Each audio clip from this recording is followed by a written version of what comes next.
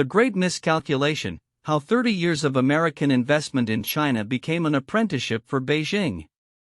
The story of U.S. investment in China over the past 3 decades is one of profound miscalculation characterized by initial optimism that has given way to disillusionment. This narrative examines the evolution of American engagement with China, revealing how a strategy aimed at fostering democracy and liberalization inadvertently empowered an increasingly authoritarian regime. Historical context and early optimism. The roots of U.S.-China relations can be traced back to 1972, when President Richard Nixon's visit to China marked the beginning of a new diplomatic era. This engagement was solidified under President Jimmy Carter, who formally recognized the communist government. The prevailing belief at the time was that increased trade and investment would not only spur economic growth in China but also lead to political liberalization. The optimism surged after the Cold War, particularly following the Soviet Union's collapse, which many interpreted as a victory for democratic ideals. Deng Xiaoping's reforms in the early 1990s, famously encapsulated in his mantra that "to get rich is glorious," further fueled hopes for a market-oriented transformation of China. Miscalculating outcomes. Despite initial expectations, the political landscape in China did not liberalize as anticipated. Instead, the Chinese Communist Party (CCP) tightened its grip on power, leading to an increase in authoritarian practices. The trade deficit with the U.S. ballooned from around $80 billion to $500 billion annually, highlighting a significant imbalance in economic relations. U.S. investment strategies inadvertently bolstered China's industrial capabilities, particularly through state-owned enterprises (SOEs) that increasingly dominated the market while enjoying preferential treatment. American companies flocked to China, drawn by the promise of cheap labor and lax regulatory environments. However, they soon encountered significant challenges, including rampant intellectual property theft and cyber espionage, often attributed to state-sponsored actors. U.S. firms found themselves caught in a web of complex regulations and expectations, leading to a reevaluation of the risks associated with their investments. The impact of technological and economic challenges. The COVID-19 pandemic exposed vulnerabilities in global supply chains heavily reliant on Chinese manufacturing. This crisis initiated discussions around decoupling from China as nations recognized the dangers of overdependence on a single authoritarian regime for critical supplies. Even countries once enthusiastic about engaging with China, such as Japan and Germany, began to reconsider their investment strategies, emphasizing the need to limit exposure to China's economic dominance. By the late 2010s, the narrative began to shift. Even staunch advocates of free trade acknowledged that China was not evolving into a responsible stakeholder in the global order. Instead, it was pursuing a path toward establishing a hegemonic authoritarian regime that threatened the principles of free market capitalism and democratic governance. Timeline of key events. 1. 1972, Nixon's visit to China marks the start of U.S.-China diplomatic relations. 2. 1982, U.S. trade mission to China emphasizes economic engagement. 3. 1989, Tiananmen Square protests draw global condemnation, yet economic ties persist. 4. 2001, China joins the World Trade Organization (WTO), further integrating into the global economy. 5. 2005 to 2012, mass offshoring of U.S. jobs to China occurs amidst rising concern over intellectual property theft. 6. 2018, growing critical assessments of Western policies towards China signal a shift in perception. 7. Mid-2020, the COVID-19 pandemic reveals vulnerabilities in supply chains and accelerates calls for decoupling from China. Divergent perspectives. While various sources recognize the initial optimism surrounding U.S.-China relations, they diverge in emphasis. Some highlight the political miscalculations and economic consequences of U.S. policies, while others provide historical examinations of China's modernization efforts and the complexities of its market economy. A recurring theme across these analyses is the need for a nuanced understanding of the interplay between economic engagement and political dynamics in an authoritarian context. Conclusion: the U.S. investment in China has transitioned from a strategy aimed at fostering democracy and economic cooperation to one characterized by caution and reevaluation. The implications of this miscalculation are profound, underscoring the importance of critically assessing the costs and benefits of globalization in dealing with authoritarian regimes. As nations reevaluate their economic dependencies, the lessons learned from the U.S. China experience will undoubtedly shape future engagement strategies and global economic frameworks. The content provided discusses the complex and evolving relationship between American investment in China over the last 3 decades, highlighting how this investment has inadvertently supported the growth of an authoritarian regime in Beijing rather than fostering the anticipated democratic reforms. Several counterintuitive insights emerge from this analysis. 1. Investment versus democratization. One of the most striking counterintuitive points is that many American policymakers initially believed that increased trade and investment in China would lead to democratization. However, the opposite occurred. As investment flowed into China, the Chinese government became more authoritarian rather than liberalizing. This contradicts the widely held assumption that economic engagement naturally leads to political freedom. 2. Economic dependency. Another surprising aspect is the extent of America's economic dependency on China. The U.S. trade deficit with China ballooned from approximately $80 billion to $500 billion annually, which many in the U.S. did not anticipate. This economic relationship was thought to be mutually beneficial, but instead, it became a one-sided dependency that empowered China economically while undermining U.S. manufacturing. 3. Role of state-owned enterprises (SOEs). American companies shifted production to China, often setting up joint ventures with state-owned enterprises (SOEs). This strategy backfired as SOEs gained strength and capital using foreign investment to bolster their competitive advantages and further entrenching the Communist Party's control over the economy. The expectation that cooperation with these enterprises would lead to market reforms was misguided. For the technological transfer and espionage, there was a belief that by investing in China, American firms would also transfer technology that would help modernize the Chinese economy. Instead, this led to widespread intellectual property theft and cyber espionage. Companies often found themselves victims of state-sponsored hacking, which countered the initial optimistic view that engagement would lead to cooperative economic practices. 5. Global supply chain vulnerabilities. The COVID-19 pandemic exposed the fragility of global supply chains heavily reliant on China, prompting a reassessment of these dependencies. The pandemic's impact revealed that the risks associated with over-reliance on a single country for critical goods were higher than anticipated. Such vulnerabilities were not adequately considered before, highlighting a significant oversight in policy planning. 6. Resistance to decoupling. Despite growing concerns about dependence on China, many American companies were reluctant to decouple from Chinese supply chains due to the substantial investments already made. This illustrates a paradox where the high sunk costs of investment deter companies from reevaluating their strategies even in the face of emerging risks. The initial expectation was that economic ties would foster cooperation, but it resulted in a deep entrenchment that complicates disengagement. 7. Misjudgment of China's global role. The initial assumption that China would become a responsible stakeholder in the global order was proven wrong. Instead, China emerged as a competitor seeking to establish its own authoritarian model globally. This shift in perspective challenges the narrative that economic engagement would lead to shared values and norms.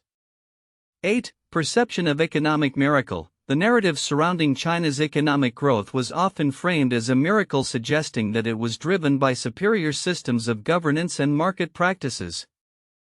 However, deeper analysis reveals that much of this growth was not accompanied by corresponding improvements in productivity or efficiency, challenging the notion that economic success is purely a result of effective governance. In summary, the relationship between American investment and China's growth has been marked by numerous counterintuitive outcomes, including the strengthening of authoritarianism rather than democratization, increasing economic dependency, and the evolution of a competitive dynamic that undermines initial assumptions about globalization and cooperation. These insights serve as a cautionary tale for future economic engagements with authoritarian regimes. The report, titled The Great Miscalculation: How 30 Years of American Investment in China Became an Apprenticeship for Beijing, delves into the evolution of U.S. China relations over 3 decades, highlighting key events, miscalculations, and the growing concerns regarding China's authoritarian trajectory. While the summary captures the essence of the report, several significant insights may be overlooked by readers which are crucial for understanding the broader implications of U.S. investments in China and the geopolitical landscape. Overlooked insights. 1. Historical context of engagement.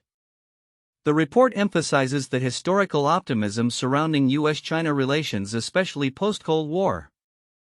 However, it is significant to note how the initial engagement strategies were predicated on Western ideologies of market liberalization leading to democratization. The failure of this assumption reflects not just a miscalculation but a fundamental misunderstanding of China's political and cultural context. Understanding this misalignment is critical as it underscores the need for more nuanced foreign policy approaches that consider local political frameworks rather than imposing Western ideals. 2. The role of state-owned enterprises (SOEs). While the report mentions the rise of China's SOEs and their exploitation of lax regulatory standards, it is essential to recognize the strategic role these enterprises play in China's global economic ambitions. By analyzing the mechanisms through which SOEs operate, including state support and access to capital, readers can better understand how these entities have contributed to China's competitive edge in global markets. This insight is vital as it illustrates the systemic advantages that authoritarian regimes can leverage in a globalized economy, challenging the notion that market access alone will lead to political liberalization. 3. Intellectual property theft and cyber espionage. The report briefly touches on issues such as intellectual property theft and cyber espionage but does not delve into the broader implications these practices have on international economic relations and trust. The significance of these activities extends beyond mere economic loss. They represent fundamental challenges to the integrity of global trade systems and the rule of law. A deeper exploration of how these practices affect bilateral relations could inform discussions on international cybersecurity norms and the need for collective responses to protect intellectual property. 4. Impact of global supply chain dependencies. The COVID-19 pandemic is highlighted as a turning point for reevaluating dependencies on Chinese supply chains. However, it is critical to analyze how this dependency was built over decades and the implications of such interconnectedness on national security and economic resiliency. The pandemic exposed vulnerabilities not only in supply chains but also in economic policies that prioritized cost reduction over strategic autonomy. This realization could prompt a rethinking of globalization itself, advocating for more resilient supply chains that are less reliant on single countries, particularly those with authoritarian regimes. 5. Evolving global perspectives on China. The shift in perspective towards China from seeing it as a partner to viewing it as a strategic competitor is a significant theme. However, the report could further elaborate on how this shift impacts global governance structures and alliances. As countries like Japan and Germany reconsider their investment strategies, this could lead to a realignment of global power dynamics, emphasizing the need for democracies to collaborate more effectively against authoritarian influence. Understanding these geopolitical shifts is crucial for policymakers as they navigate a more multipolar world. 6. Long-term economic consequences. The economic consequences of offshoring jobs to China are acknowledged, but the report could benefit from a more comprehensive analysis of the long-term impacts on the U.S. economy. The hollowing out of the manufacturing sector and its effects on middle-class employment are critical issues that resonate with many American workers. Addressing these concerns is essential for formulating policies that support domestic job creation while balancing international trade relations. 7. Cultural misunderstandings. The report does not sufficiently address the cultural misunderstandings that have historically plagued U.S.-China relations. American investors often underestimated the importance of local customs, business practices, and government relationships in China. Acknowledging these cultural dimensions could enhance future engagement strategies and foster better mutual understanding, which is crucial for effective diplomacy and trade. 8. Future policy directions. The conclusion of the report suggests a need for reevaluation of U.S. investment strategies in China. However, it is significant to consider specific policy recommendations that could emerge from this reevaluation. For example, promoting technology transfer agreements that protect U.S. intellectual property while facilitating collaboration could serve as a model for future engagements. Additionally, fostering partnerships with like-minded nations to build a coalition that counters authoritarian practices in trade and investment could be a constructive path forward. Conclusion. The report, The Great Miscalculation, provides a comprehensive overview of the shifts in U.S.-China relations over 3 decades, yet several critical insights warrant further exploration. By understanding the historical context, the strategic role of SOEs, the implications of cyber practices, and the evolving global perspectives on China, readers can gain a more nuanced understanding of the complexities at play. Addressing these overlooked aspects is essential for informing future policy directions and fostering a more resilient and cooperative international landscape. 1. Historical context and early optimism. The U.S. engagement with China began in earnest with Nixon's 1972 visit, which was seen as a strategic move to counter Soviet influence and promote economic liberalization. Initial optimism suggested that increased trade and investment would foster democratic reforms in China. The narrative of progress continued through the 1980s and 1990s, with expectations that China's economic growth would naturally lead to political freedom. This historical backdrop is crucial for understanding the trajectory of U.S.-China relations and the miscalculations that occurred.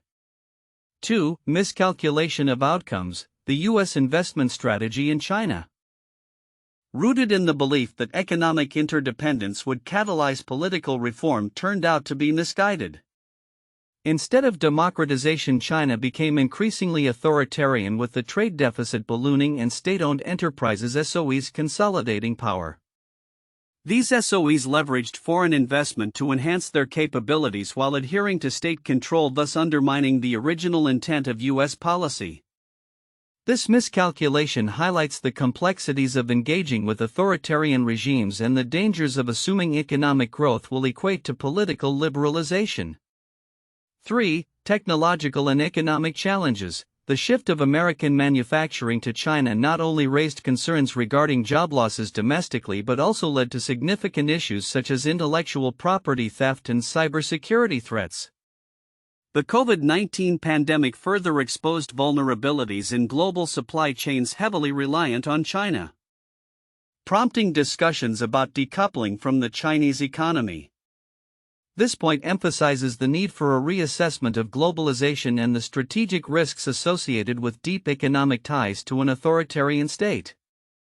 4. Shift in global perspective. By the late 2010s, a growing consensus emerged that China was not becoming a responsible stakeholder in the global order but rather sought to assert its authoritarian model internationally. Countries began to re-evaluate their investments in China, with nations like Japan and Germany actively seeking to repatriate manufacturing. This shift reflects a broader recognition of the geopolitical implications of economic dependencies and the necessity for democratic nations to re-evaluate their engagement with authoritarian regimes. These 4 points serve as critical touchstones for understanding the evolution of U.S.-China relations and the implications of economic engagement with authoritarian regimes. They highlight the historical context, the miscalculations made, the technological and economic challenges faced, and the resulting shift in global perspectives, all of which are essential for a nuanced discussion of the topic. 1. The Munich Agreement 1938. This event is often cited as a significant diplomatic miscalculation. European powers, particularly Britain and France, allowed Nazi Germany to annex parts of Czechoslovakia, the Sudetenland, in hopes of avoiding war. The agreement was seen as a way to maintain peace, but it only emboldened Hitler, leading to the outbreak of World War II. The failure to recognize the aggressive expansionist goals of the Nazi regime mirrors the Western miscalculation regarding China's authoritarian trajectory following economic engagement. 2. The Yalta Conference 1945. During World War II, Allied leaders gathered at Yalta to discuss the reorganization of post-war Europe. The decisions made at this conference, particularly regarding Eastern Europe, allowed the Soviet Union to exert influence over countries like Poland and Hungary. The expectation that the USSR would become a cooperative member of the post-war order proved to be naive, as Stalin's regime pursued a path of expansionism and repression. This parallels the U.S. belief that economic engagement with China would lead to liberalization and democratization, only to see the opposite occur. 3. The Vietnam War 1955 to 1975. The United States' involvement in Vietnam stemmed from a fear of the spread of communism and the belief that military intervention could prevent a domino effect in Southeast Asia. However, the war became a costly quagmire with significant loss of life and resources, ultimately resulting in a communist victory and the fall of Saigon. The misjudgment of the situation in Vietnam reflects a broader theme of underestimating local dynamics and overestimating the effectiveness of U.S. intervention, akin to the flawed assumptions made about China's trajectory after decades of investment and engagement. The future outlook of American investment in China, especially in light of the historical context and evolving geopolitical landscape, suggests several critical trends and predictions for the coming decades. As the relationship between the United States and China continues to evolve based on economic, political, and technological factors, the following predictions can be made. 1. Decoupling of economies. The trend towards decoupling, which gained momentum during the COVID-19 pandemic, is expected to solidify in the coming years. Companies will increasingly seek to reduce their dependence on Chinese supply chains due to concerns over intellectual property theft, regulatory risks, and political tensions. This will lead to a diversification of manufacturing bases, with countries like Vietnam, India, and Mexico emerging as alternative manufacturing hubs. The U.S. government might also incentivize reshoring and local production through tax breaks and subsidies. 2. Increased regulatory scrutiny. As American companies navigate the complexities of investing in China, there will be heightened scrutiny from U.S. regulatory bodies regarding foreign investments.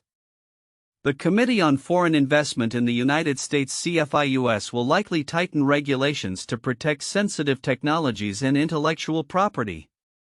This scrutiny may result in more stringent licensing requirements and increased compliance costs for U.S. firms operating in China. 3. Technological competition. The rivalry over technology will intensify, particularly in sectors like artificial intelligence, semiconductors, and telecommunications.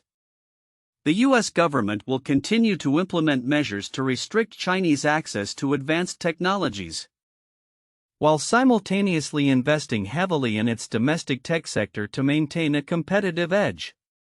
The push for technological self-sufficiency will lead to increased funding for research and development in the U.S., potentially fostering innovation. 4. Shift in global supply chains. The structure of global supply chains will undergo a fundamental transformation as companies adapt to the new geopolitical realities. Firms will prioritize supply chain resilience over cost efficiency, leading to a shift towards nearshoring or friendshoring strategies. This realignment will not only impact manufacturing but also logistics, as companies seek to mitigate risks associated with political instability and pandemics. 5. Geopolitical tensions and alliances. Geopolitical tensions between the U.S. and China will continue to shape international relations. The U.S. is likely to solidify alliances with other democratic nations to counter China's growing influence both economically and militarily. Collaborative efforts in technology trade and security among allies will become more pronounced, leading to the creation of alternative trade blocs that challenge Chinese dominance in certain sectors. 6. Focus on sustainability and ethical investment. There will be a growing emphasis on sustainability and corporate social responsibility as consumers and investors increasingly demand ethical practices from companies.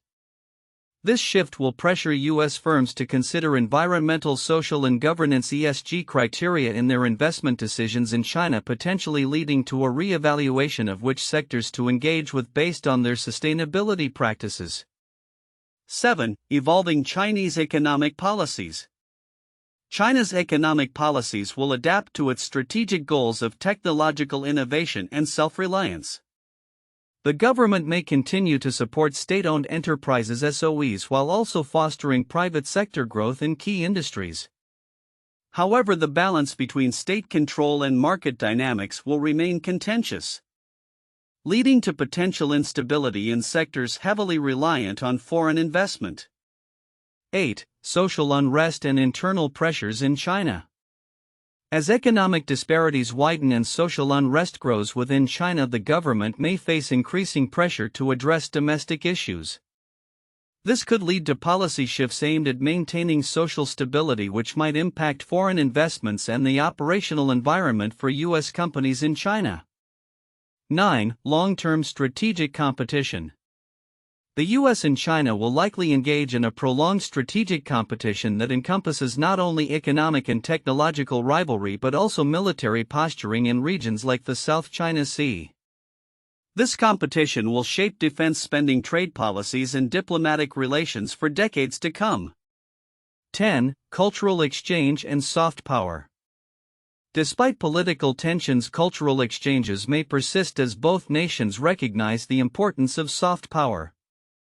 Educational exchanges, tourism, and collaborative research initiatives may continue to foster mutual understanding even amid escalating geopolitical conflicts. Conclusion. The future of American investment in China is poised for significant transformation, shaped by the intertwined dynamics of decoupling, regulatory scrutiny, and technological competition. As both countries navigate these challenges, companies will need to adopt adaptive strategies that embrace resilience, sustainability, and ethical practices while remaining vigilant to the evolving geopolitical landscape. The interplay of domestic pressures within China and international relations will be pivotal in determining the trajectory of this complex and multifaceted relationship.